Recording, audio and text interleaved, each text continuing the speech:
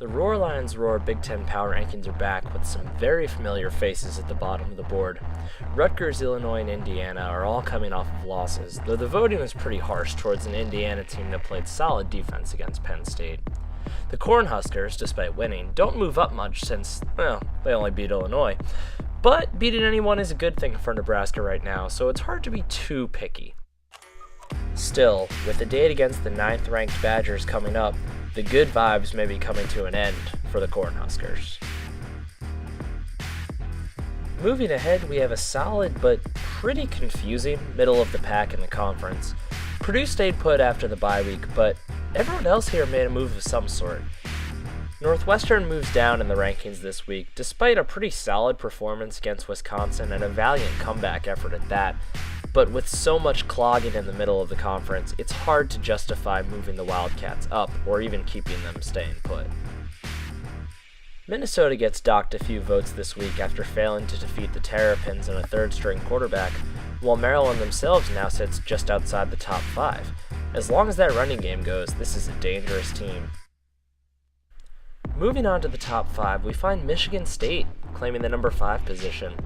Sparty certainly took advantage of an Iowa team coming down from an emotional high after the Penn State loss, but this team could be secretly ready to try and prove that they still belong among the elite in the conference.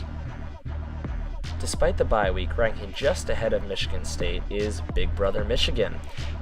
But the question is, how long will the Wolverines stay in this spot? Losing Wilton Speight, average as he may be, is not a great thing for the Wolverines at this point in time. John O'Korn played well against Purdue, but with the Spartans coming to town in a big rivalry game and a Penn State game looming on the horizon, it may not be the best time to be relying on the backup. Sticking at number 3 is Ohio State, who continues their march back towards the top of the conference. They haven't really been tested since the Oklahoma loss, but they have been proving as much as they can prove against some pretty downtrodden opponents. A very interesting matchup with Maryland awaits this week, as dispatching DJ Durkin's squad will only help to firm up the belief that this team truly is figuring things out. Wisconsin remains at number 2 for yet another week, but by a much slimmer margin over Ohio State than the past weeks.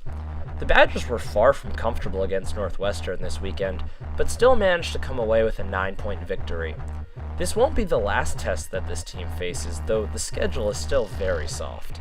The run game and the defense are still both plenty good enough to carry them to Indianapolis and potentially a playoff berth. Finally, Penn State remains at the top of the board.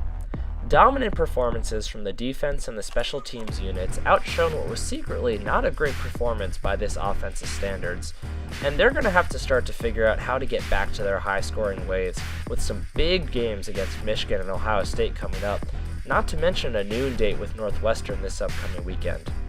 Still, when you put up 45 points in a quote-unquote off performance, you can't help but feel pretty positive when all is said and done. Oh, and Saquon Barkley?